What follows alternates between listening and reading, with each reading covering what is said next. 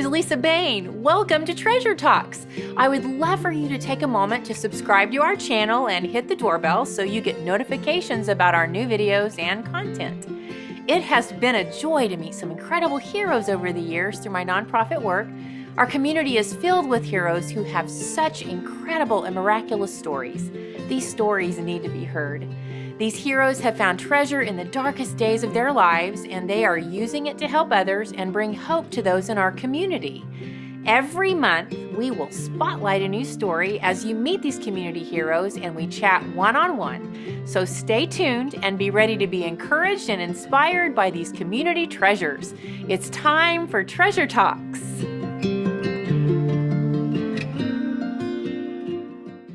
Hi, everybody. Welcome to another episode of Treasure Talks. I'm so excited to have two of my favorite people with me today, Grace and Julie Khalil.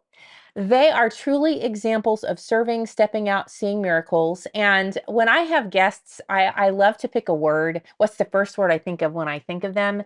And yours was warrior. But then I thought of strength and perseverance. And I'm like, well, that's 3 words. And I could have thought of so many more. You guys are truly, I can't wait for you to hear their story and Grace's story and what you all have walked through with just a miraculous way.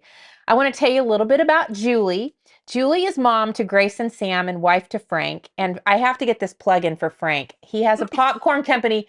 Oh my gosh, the best popcorn ever. What's the name of it? Sweet Daddy Corn. Sweet Daddy Corn. Look it up. It's so good. In fact, I'm hoping they'll be at our Inspire Expo. They're great. You all were involved in the Influencers Ministry, Yes. Mingo Valley Christian School, and Julie, you've been involved in the wonderful world of nonprofit. Yes. But now your new norm is advocating for Grace's health. Yes. Let me tell you a little bit about Grace. Are you still 15 years old? You're 15? I'll be 15 in April. You'll be 15 in this month. A few weeks. Yes. Okay, she'll be 15 and she loves volleyball, soccer, dance, which you hope to return to someday. Mm-hmm. She loves music, animals, and I have to show you this. She loves to paint. In fact, this is a painting that she made for me of Mabel, and it's my favorite painting that I own, and I have it downstairs. She's truly so incredibly talented. Grace struggles with a neurological condition that involves chronic pain, vertigo, nausea, seizures, fainting, immobility at times, and the frustrating unknown that comes every day. Oh, the randomness. We were talking about that. Mm-hmm. But in spite of that list, most people don't even know that she has any type of a medical condition at all or a challenge because of how strong and joyful that you are and resilient. Through it all, she manages to maintain hope and trust that God will use her testimony to encourage others who are struggling as well. And truly, Grace, you are such a light. And welcome, first of all. Thank And you. I have to read this. Julie, when you sent me your bio, there was a sentence that stood out to me above all the others because I see you as a superhero with a bio that blows everything away. But this is how you saw yourself. You said, I see myself as someone who is just a mom, merely accomplishing survival these days. But I guess that's the whole point of sharing our story thus far, right? We're all trying to accomplish God's unique purposes for our unique situations, but our greatest accomplishment is our trust in God, hope, and miracles. And I was like, how many times have I been like, I'm just on autopilot. Yes. I'm on survival mode. Yes. And you take that and you show those transparent moments and you help so many people. And I love that quote. And, I talk a lot about sharing broken and authentic places in our stories. And you do that, both of you. And it inspires. So I want, Julie, if you could take us back to the beginning of your journey with Grace's health issues that really brought about all of this, why we're even here. Yes. So about 3 or 4 years ago, Grace was heavily active in sports and activities. She played volleyball. She played soccer. She had an injury here and there, and we didn't think anything of it. These things happen. And slowly developed some more symptoms that were telling of something unknown. Nobody could figure out. She developed pain, significant pain in her legs. She developed nausea. And during and after sporting events, she would have what we thought were a blood sugar episode, too high, too low. she would just get real lightheaded and weak, and we could not figure it out. Her labs came back normal, and doctors kept saying, well, just, she's active and a teenager and hormones and all these things. And so eventually what we saw happening was she developed a sense of vertigo. She had an episode of vertigo in the summer of 2019. When you're dizzy. When you're dizzy, and not just dizziness, but the whole room is spinning. Right. And your It's body awful. feels like you're at a tilt when you're not. And so it's awful. She's literally frozen. And so the episodes of vertigo became more frequent, and there was pain with them, which is unusual. And so we saw an ENT, and he diagnosed her eventually, lots of testing later, diagnosed her with vestibular migraines. So your vestibular system is what gives you a place in space. So your balance and your sense of awareness in space. And so we found out she has a 32% deficit in her vestibular system, which means her brain is seeing the world this way, 32% tilt. But her brain was acclimating, was compensating for that. And so that was causing some headaches and some frustration, and how do I do this? And so at school, she began having quite a few complications. She would be sitting in school and get dizzy all of a sudden and maybe just tilt. And we noticed at home she would lean to the left always, lay on the couch this way and watch TV this way. And we just noticed some slight things that might not mean anything but could. Right. And so we thought we need to investigate this further. The pain was significant, and temperature was a big deal. That became an issue. We just saw these, yet another symptom would keep popping up that we couldn't put all the pieces together. So eventually we were referred to a neurologist, and he diagnosed her with what is called dysautonomia. So it's the dysfunction of your autonomic nervous system. Wow. So there's a disconnect. The way he described it is a train wreck of your autonomic nervous system. That's all the things you can't control. So your temperature, your heart rate, your blood pressure, breathing. And so all of those things get mixed signals. And so it may be a super hot day and she's freezing cold. Or she may be perfectly still, but her blood pressure is real high or her heart's racing. Or she may be perfectly still but feel dizzy. And so there was all these symptoms that made sense of, the diagnosis finally made sense. And so we still couldn't figure out the pain aspect of it, and thought we would investigate further. And long story short, through a series of doctors and eventually Mayo Clinic, she was also diagnosed with, in addition to the vestibular migraines and dysautonomia, she was diagnosed with what's called POTS, which is postural orthostatic tachycardia syndrome. So the posture of your body determines your blood pressure and your heart rate, and they're extreme. And so she may stand up too quickly or bend over and pick something up and stand back up, and her blood pressure gets off, and it causes her to faint or have a faint feeling. And so she can feel those things coming on. The most significant diagnosis she received was functional neurological disorder, which includes functional seizure disorder. Functional seizures are not epileptic seizures, so there's no way to treat them medically with any medication. They can be caused by a head trauma in the past, by some kind of emotional trauma, or have no cause at all. A lot of people have no It's idea. just random. They don't know. We just don't know. And so Grace falls in the category of, we don't know, but we'll learn to live with it. And unfortunately, there's not a medication. So she does have what are called functional seizures, and they are seizure episodes. Grace, can you feel those coming on? Do you kind of know when one's coming on? I kind of get an aura, and I start feeling super dizzy, and sometimes I'll smell something like burning rubber, and then pain just surges throughout my body, and eventually I can't. And you have a seizure. Wow. Yeah. And it's random. And I think we were talking before we started about, similarities that what I deal with and what you deal with. And I think someone said, what's the hardest thing? It's the randomness. And it's not knowing. You can look at your calendar and think, well, will my legs be working this day? Yeah. Will I have one of those migraines where you're like, who am I? I mean, and so I bless your heart. And so Grace, how long have you been dealing with this? First of all, when did this come on? A couple years ago? 3 or 4 years ago. And you're 10, 11 when this happens? Yes. So how do you walk through this journey, and then I'm going to get to how you walk through it, Mom, because that's a whole different thing Right. with the mama. But Mhm. Grace, how did you walk through this, and how do you get through every day with the randomness of it? Yeah, so at first, I was super active and wanted to play sports, and that's always been my dream to become a professional athlete. And when these random symptoms started popping up a few years ago, uh, I was at first crushed, honestly.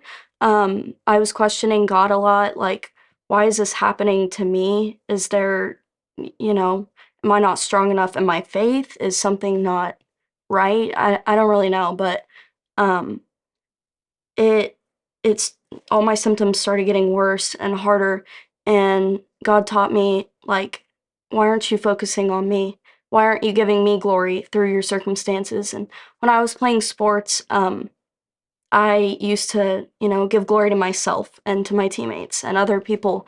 And I never really had the perspective that God was the one that gave me the ability to do such amazing things. And He gave me my talents, and I never really thanked Him for that. So throughout this journey, um, He has grown my faith so much. And I think, I would change the circumstances, but I would for sure not change who I am and what I've learned through all of it. He has grown me so much, and I think, what really matters in the end is your faith, and I think He has really taught me that, and Yeah, yeah. I love the quote. I Mhm. hate what I'm going through, but I love what I'm becoming because of it. Yes, Oh, absolutely. so good. And Mhm. I think about that even in my own life with the diagnosis of a doctor saying, throw away your running shoes and call it a day. You're not going to be walking Mhm. in 6 months. Well, that was Mhm. 10 years ago. Yeah. Mhm.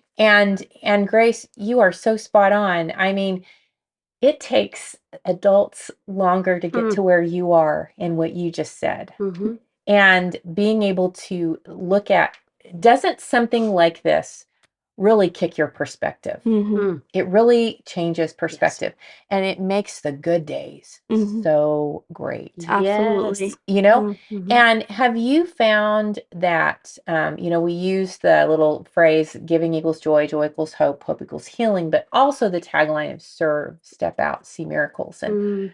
someone said to my mom one time, you got that backwards. It should be step out, serve, see miracles. And Mom said, no, because sometimes you're too broken to be able to step out. Mhm. That's And so you need good. to serve right where you are. Yes. Mhm. And sometimes you may not be able to do anything but make a phone call or write a letter. Mhm. But then That's right. pretty soon, God gives you the energy to be able to step outside of the box, and you're Mhm. seeing miracles all over the place. Mhm. Did you find that, Grace? Have you found that serving? What have you done through this that you've learned that has been life changing as far as serving, Mhm. community? So about a year ago, I found the most amazing youth group in the whole entire world.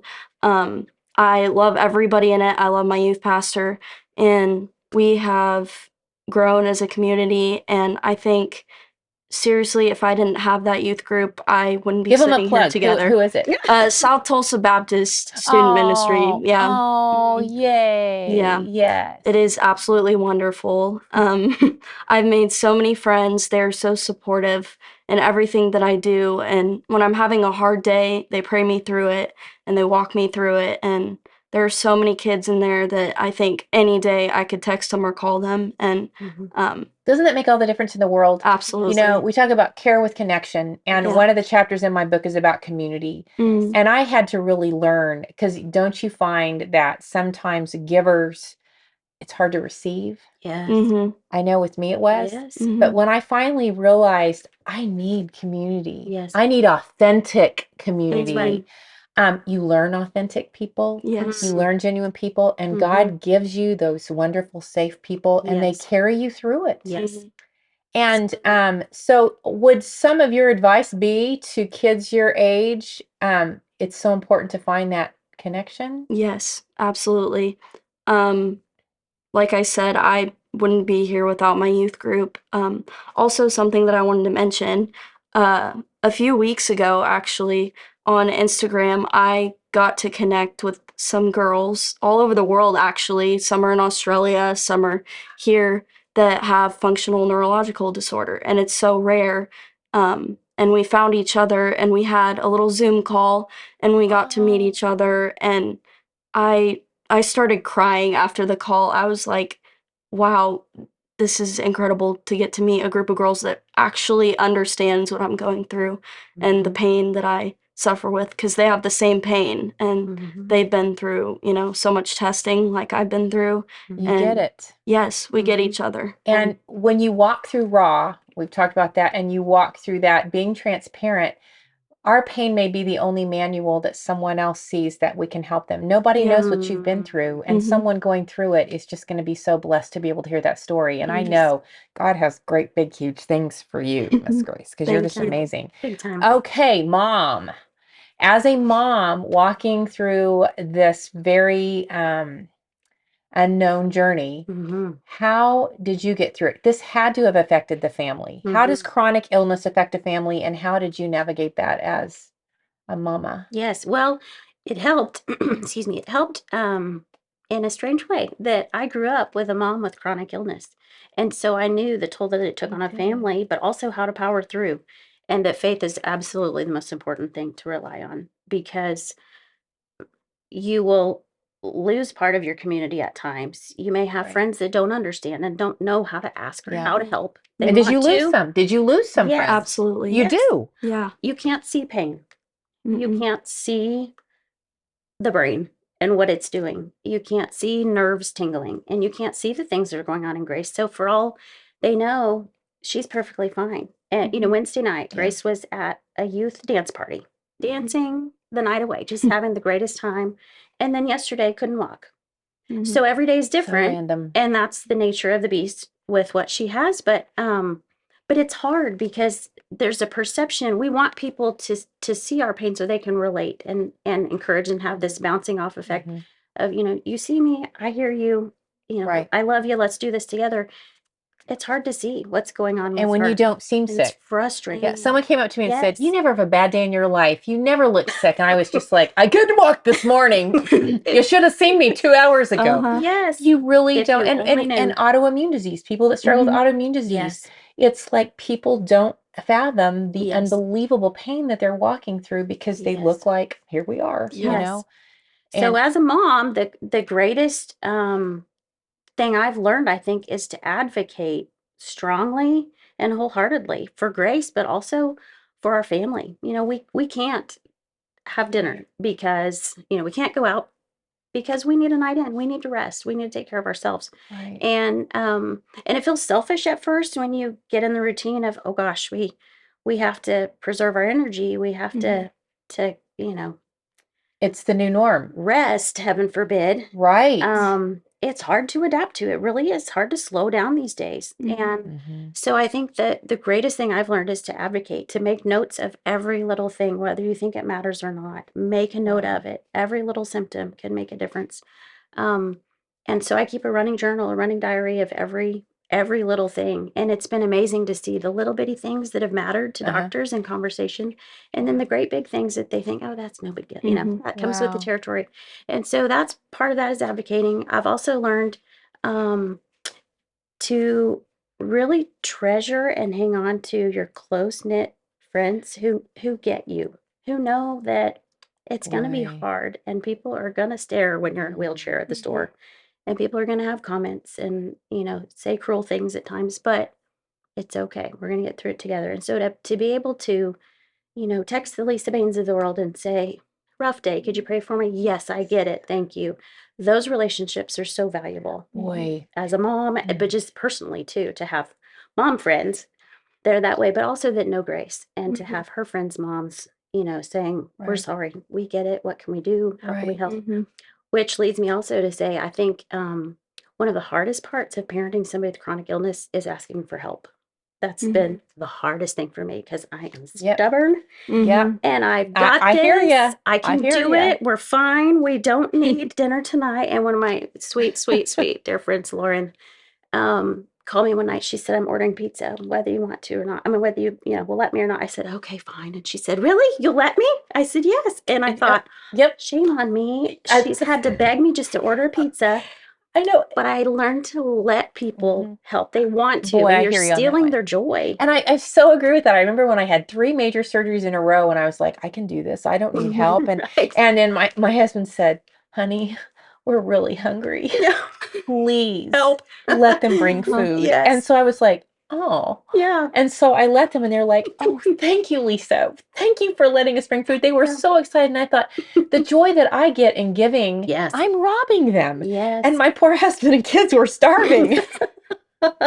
And so I hear, boy, do I hear you on that one. Yeah. Again, connection and Yes. community. So Yes. so where are we now with Grace? What is what's the prognosis? Is it just kind of a day-to-day managing, navigating it? Where do you guys stand right now? Well, our situation is unique because we're still in it. You're in it? Still fighting. Every day is different. And the prognosis for her, different diagnoses, each is different.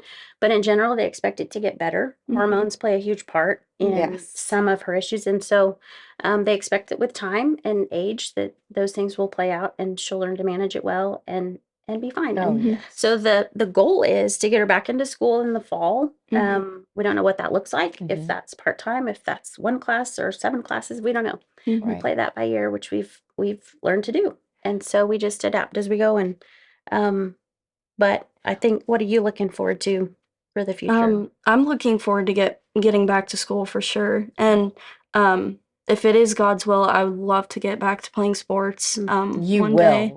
Yeah. You will. Yes. Amen. So what would you tell, Grace, what would you tell someone that's your age that's really struggling with feeling hopeless, that maybe struggling with a chronic illness, is just facing that, even in social media, that has been hurt in social media, or that, what would you say to someone that's going through that pain right now? I know it sounds kind of cheesy, but I would tell them to not give up because God truly has a plan for your life. And one of my favorite, my life scriptures it's James 1:2-4 that says, "Consider it pure joy when you face trials of many kind, so that God can grow you and grow your perseverance." And I think that perseverance has been key in the past couple of years. Going through all these trials, I always think like, God, why me? And why are you putting me through this? And, he's like, just be patient with me. Like I'm growing you and I'm growing your faith and your strength and perseverance. And so If there's somebody that's really, really struggling, is there a way they can reach out to you yeah, to ask you? We'll get all that information absolutely. to you for sure, because I know that this week, especially, we've dealt with just some heartbreaking situations with some teens that are in that hopeless place. And what a joy to have you here to be able to offer encouragement and really be walking through it. And as we end, what would you share to encourage a mom going through something with their children that's really tough, in a family facing illness, whether it's autoimmune, cancer, or, chronic illness? What would you It's so say? hard. Well, I've always thought being a mom is the hardest job there is on a good normal day. And so when you're going through chronic anything that's hard, it's exhausting. And moms get exhausted mentally as much as physically, and sometimes even more so, and spiritually. And so I think, first of all, take care of your spirit. Get in the Word of God, and it's the living Word. It's living, and it will live in and through you, and it will help you help others as much as your own child. And that's, I think, a great blessing is, like you said, reaching out helps so much to encourage you to keep going, because it matters to other people what you're doing as well. I think also something that's super important is to surround yourself, whether it's with 1 friend or 10 friends, surround yourself with prayer partners that can pray deeply and genuinely, fervently for you. Yes. Makes all the difference. Yes. And then I think also, don't be afraid to talk about it with your child. Be honest, be open. We laugh all the time. There can be humor. There can Like we be. were talking about There before. can be. It can be hilarious in the midst of tears and pain and Yes. suffering. And so Grace and I have grown so close. I just love the Lord for bringing us together closer than I ever expected Through this. through this. And so we may be sitting in a hospital room together or in a really hard appointment, and, crying and then laughing about how we have to leave with red eyes. Or, she may be on the ground and I'm laughing because I can't get off the ground either. Well, we'll just lay here together, I guess. And it's everything. So we have to find the humor in it. And she notices other people's perceptions. If she's having a wheelchair day, as we call it, we'll roll through Walmart, and it's incredible to see how other people treat you so differently. Just the looks that she gets, and she'll say, "Mom, if I stood up, they'd look at me differently." And so to be able to laugh through that with her and to say, you know what, people are weird. People, You have to laugh. I mean, And people don't get you it. have to laugh, or And you so- literally would just lose your That's mind. right. That's right. So And I we mean, talk yeah. candidly about it. We Yeah. laugh, we cry. Oh, We yeah. just go there And and are raw and pure about it. And that helps. If we covered it up, we wouldn't know what to do with ourselves. So we just get through it together. The best 5 years.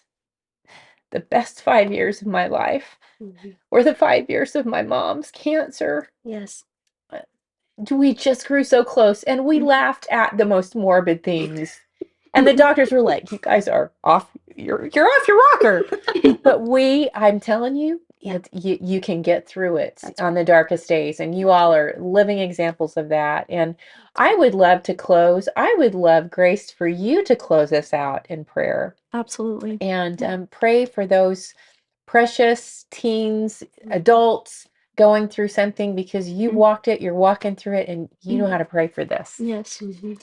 Dear Lord, I thank you so much for this talk we got to do with Miss Lisa, and thank you for her ministry and all that she does and the friend that she's been to me and my family. And Lord, I pray for any teenagers and adults out there who are struggling with any chronic illness or just anxiety in general or anything at all, Lord, that you would give them the perseverance and strength that they need to get through each day and take it one step at a time, and that they would glorify you through it all. And so I thank you so much again for this opportunity and all that you've given us. In your name, amen. Amen. What a joy to have two of my very favorite people, truly very favorite humans, to be here today. And I promise you, sister friend, you've got a huge story ahead and a testimony, and God's got big plans for you, your entire family, and you are an amazing mama. Thank you. And thank you for being here again with us at Treasure Talks. Please go to our YouTube channel, ding the little bell, and subscribe, and go to lisabain.com. And we'll see you here next month for Treasure Talks. And thanks for joining us.